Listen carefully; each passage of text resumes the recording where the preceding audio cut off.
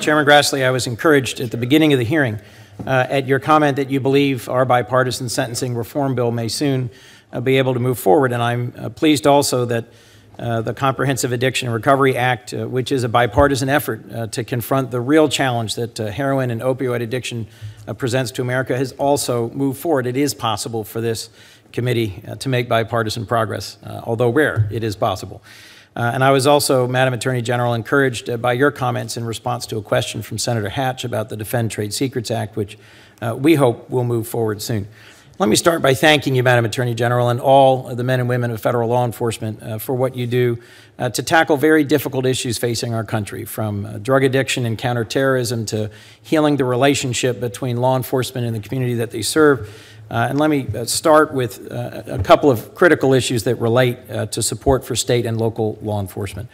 As you know, gun violence has been a significant problem for my hometown of Wilmington, Delaware, and the department's Violence Reduction Network has had a tremendous positive impact so far.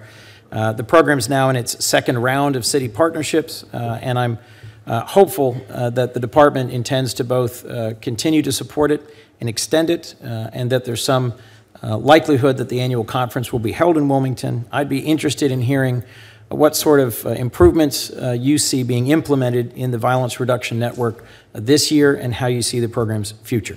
Well, thank you, Senator, for that, and I thank you, and on behalf of the men and women of the Department of Justice, all the law enforcement agencies, as well as the staff who work to support them and the lawyers who implement their cases, I thank you for your comments about their service, and I greatly appreciate your recognition of them. I'm proud to represent them every day.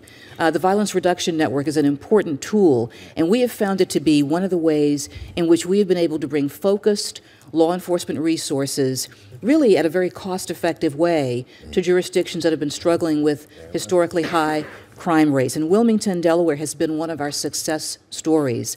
We have asked for more money in the budget for it for FY 2017.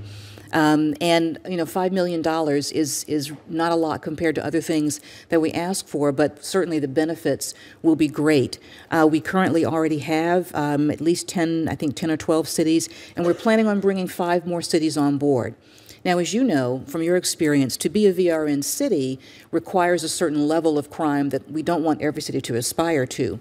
But the lessons from the VRN, we feel, could be very useful to other jurisdictions.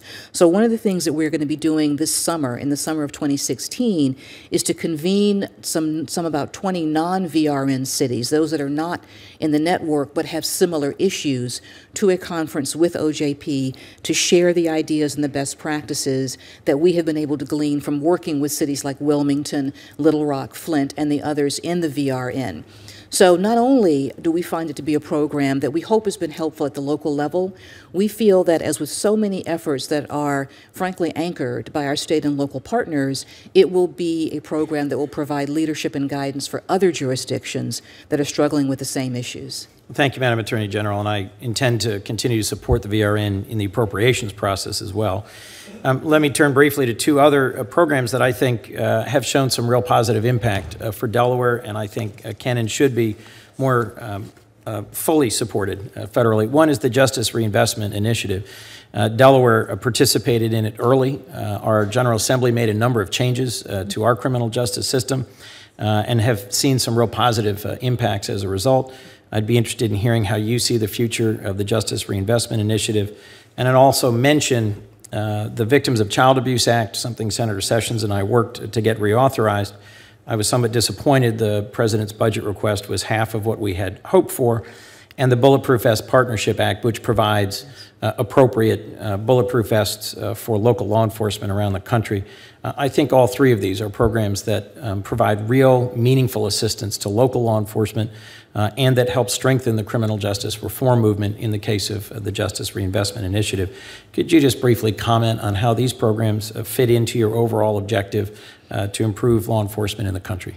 Well, thank you, Senator, for the chance to talk about them, and I thank you for raising these three programs together, because what they really highlight is that criminal justice reform will, of course, have an anchor that comes from this committee and this body in the form of statutory changes, but it really also is going to be managed by how we interact and support our state and local partners, for example, the Bulletproof Vest initiative, as we support officer safety, officer health, and those important issues, and also as that's how we deal with the victims of child abuse. The Justice Reinvestment Act is something that's also extremely important to us, because those funds are used to support changes both in local laws but also in the probation system. We have states that have been able to literally close prisons but have seen significant drops in crime. So criminal justice reform for us is really a long-range view of the entire system. And these programs in particular focus on three specific elements of it, but they show how everything comes together, as it were, in a way to sort of support a holistic review of the criminal justice system, and that by supporting victims, by supporting local jurisdictions in their efforts, and by supporting local law enforcement, we will all have safer communities. We have a lot of work to do together in improving public safety and in healing some of the rift between communities and law enforcement. I'm grateful for your leadership in that. Let me ask a last question, if I might.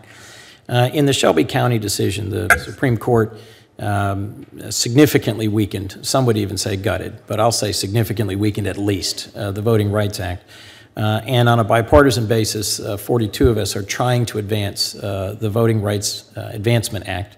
Senator Murkowski is a co-sponsor, as well as Senator Leahy and a number of others of us. What difference do you think having this committee take up the Voting Rights Advancement Act might make in terms of voting rights enforcement? Well, Senator, thank you for your question, and thank you for your leadership in this area. And I thank this committee as it takes up this important matter. Also, certainly consideration of this act, and the department has been working with the group on this and is happy to continue, we think would help restore an important part of the department's arsenal in protecting the voting rights of all Americans. It's vital to us that we look at this from a way in which we protect everyone's rights to vote. The citizen on the street, our service members, our elderly, people who have trouble getting to the polls, all of those individuals are of concern to us. And certainly we thank you for your efforts in looking for a way to provide legislative support to those efforts, and look forward to working with you and this committee as it considers the matter. Well, the right to vote has been described as the most foundational right in a democracy, a nearly sacred right, and I hope that we can find a way to make progress on ensuring that all Americans have access to the ballot and the right to vote. Thank you for your service and your leadership as Attorney General. Thank you, Senator.